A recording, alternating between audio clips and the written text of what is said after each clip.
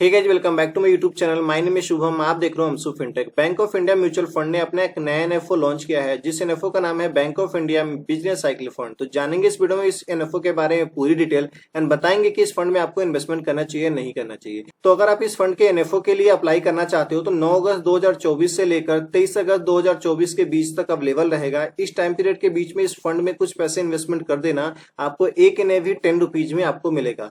तो कैसा रहेगा इस फंड का फ्यूचर का ग्रोथ, क्या है सारी डिटेल, चलिए जानते हैं। उससे पहले बता दूं कि चैनल पे नए हो तो प्लीज चैनल को सब्सक्राइब करके बगल के बेल आइकन को जरूर दबा लेना, क्योंकि इस चैनल पे हम आपके लिए personal finance, banking and mutual fund से रिलेटेड वीडियो लेकर आते रहते हैं।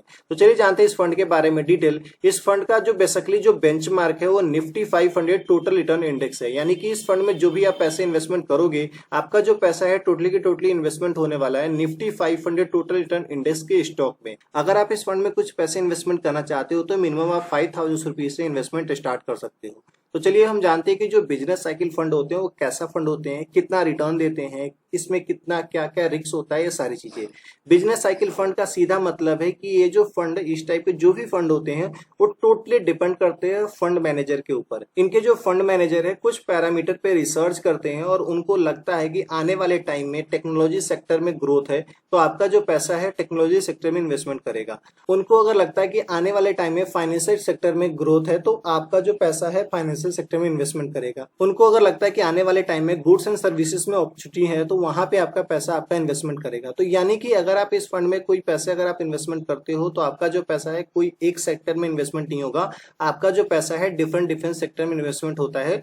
टाइम टू टाइम इसके जो होल्डिंग्स है वो चेंज होते रहते हैं।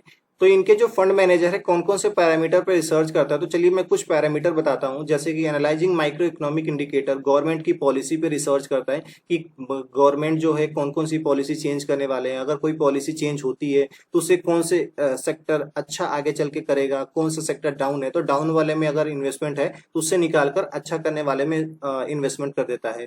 ग्लोबल मार्केट को देखता रहता है कि ग्लोबल मार्केट में क्या हो रहा है, कौन से हलचल है, उसकी वजह से कौन सा सेक्टर इफेक्ट पड़ रहा है, कौन से सेक्टर में अपॉर्चुनिटी क्रिएट हो रही है।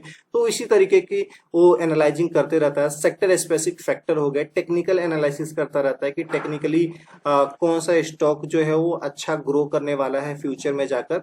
तो इस यही कुछ पैरामीटर है, इतना ही नहीं और भी बहुत सारे पैरामीटर है जो फंड मैनेजर अपने लेवल पे वो रिसर्च करके और डिसाइड कर पाते हैं कि आगे चल के कौन सा सेक्टर अच्छा सा ग्रो करने वाला है।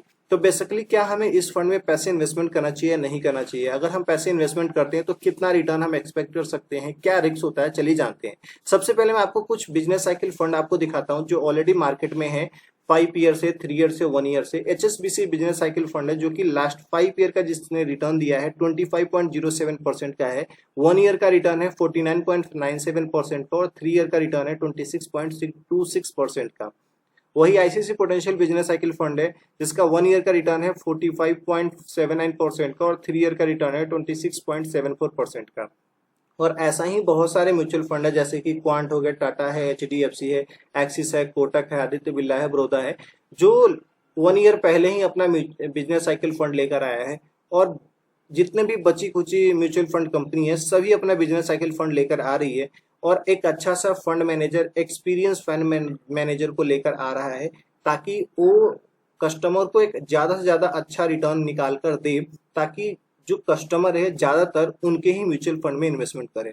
तो अगर आप इस टाइप के फंड में अगर आप इन्वेस्टमेंट करते हो तो कितना रिटर्न आप एक्सपेक्ट कर सकते हो। अगर आपका पर्पस 1 ईयर का होगा तो आप 30% ही एक्सपेक्ट करना। अगर आपका पर्पस 3 ईयर का है तो आप 20% एक्सपेक्ट कर सकते हो। अगर आपका पर्पस 5 ईयर का है तो 18% तक एक्सपेक्ट कर सकते हो। बाकी इसका रिटर्न कम ज्यादा होता रहता है।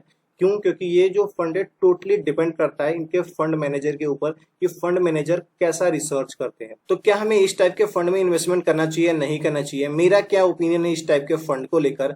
मैं आपको सजेस्ट यही करूंगा कि अगर आपको फंड मैनेजर के ऊपर अगर विश्वास है तो आप पैसा इन्वेस्टमेंट कर सकते हो। बाकी मैं आपको एक टिप्स देना चाहूंगा कि अगर आप इस टाइप के फंड में पैसे इन्वेस्टमेंट करते हो तो फंड को तो रिसर्च करो ही करो, साथ ही साथ इनके फंड मैनेजर के ऊपर भी रिसर्च करो कि जो इनके फंड मैनेजर हैं इनका कितने साल का एक्सपीरियंस है और इसके अलावा और से कौन कौन से फंड को ये मैनेज करते हैं, जिस भी फंड को मैनेज करते हैं कितना रिटर्न वो फंड दिया है, ये सारी चीजें कुछ आप अपने लेवल पर रिसर्च करिए, अगर आपको सही लगता है देन जाकर आप इस फंड में इन्वेस्टमेंट कर सकते हो। कैसी लगी वीडियो कमेंट करके जरूर बताइएगा। वीडियो अच्छा लगा वीडियो को लाइक कीजिएगा, चैनल पे नए हो चैनल को सब्सक्राइब करके बगल के बेल आइकन को जरूर दबाना। मिलेंगे इस तरह के नेक्स्ट वीडियो में, तब तक के लिए धन्यवाद। Stay safe, take care.